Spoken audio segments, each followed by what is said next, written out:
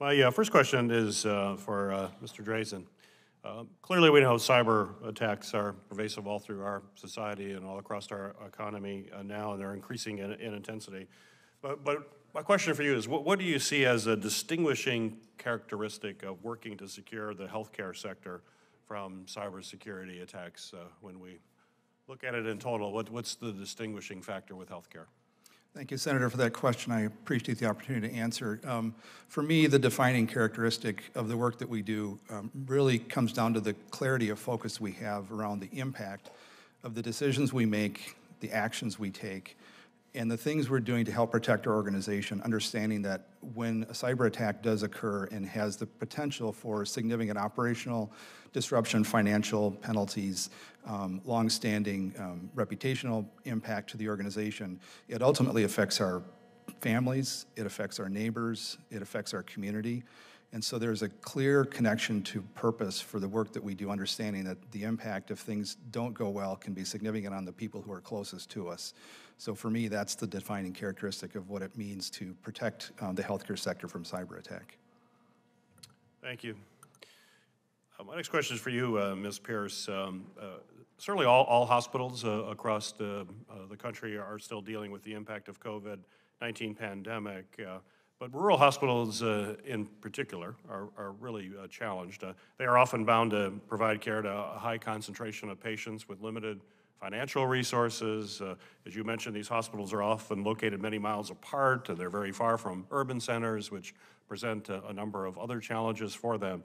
So my question for you, ma'am, is how can the federal government help ensure that small and rural hospitals are able to invest in cybersecurity while also balancing all the needed investments that they have to make to provide quality patient care? Thank you for that question, Senator Peters. Senator Warner stated it well when he said that cybersecurity is patient safety. Cybersecurity initiatives cannot be considered in isolation. They have direct and immediate impact on patient care. And small and rural facilities are currently devastated still by the pandemic. With staffing shortages, they have seen significant increased cost with supply chain and technical costs skyrocketing. Rural facilities also tend to serve lower income patients, they've showed that the longer that you have to travel is a direct correlation to the income levels for the patients. This means that our Medicaid population is typically higher in these rural facilities. This Medicaid reimbursement tends to lag behind and is lower than the average cost of care for these rural facilities. Even Medicare reimbursements for CAHs for critical access hospitals tend to lag 2 to 3 years behind as cost reports for those facilities take time to reconcile.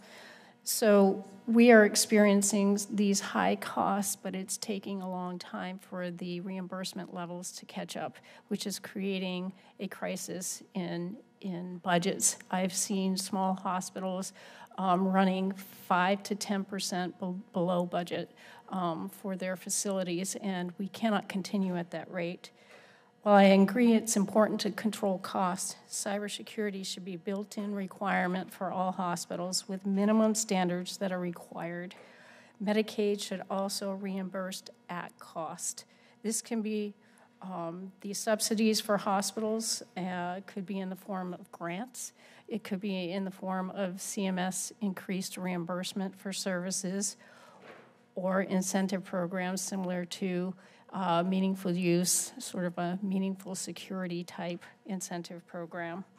I urge you, however, to not delay any longer. Many are already on the brink of closure. Thank you. Hey, Ms. Pierce. Mr. Garcia, in your experience, how does the Sector Coordinating Council, along with the federal government, working right now to address some of these significant challenges faced by our small and rural hospitals? We have a number of engagements with our government partners on a regular basis. Every other Friday, in fact, we meet with our HHS and CISA counterparts to think about longer-term strategigic direction. In fact, we are beginning the process now of developing a 5-year strategic plan, looking at how is the healthcare industry changing over the next 5 years? What cybersecurity challenges do those changes introduce, and how do we prepare for them?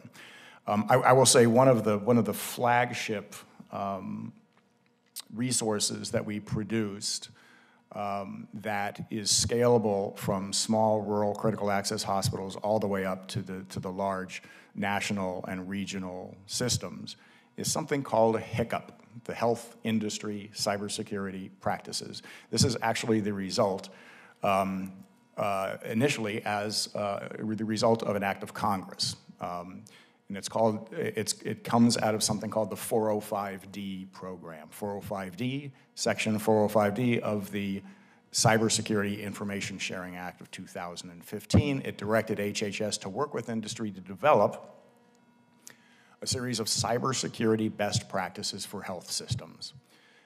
That process took about 1.5 years to develop these best practices, which is a joint effort between HHS, which owns the 405D program, and the Health Sector Coordinating Council. So this is partnership at its best. Where there is consensus about what health systems need to do in cybersecurity, some of the basic blocking and tackling, not necessarily expensive and a high investment level, but some of the foundational elements of good cybersecurity practices. So that is just one example. And on our website, healthsectorcouncil.org, there are 18 resources, best practices that are accessible to any stakeholders who need them, all the way from medical device security best practices to workforce development, to intellectual property protection, supply chain security, which is a huge issue for all of us. So I would commend the public to those resources.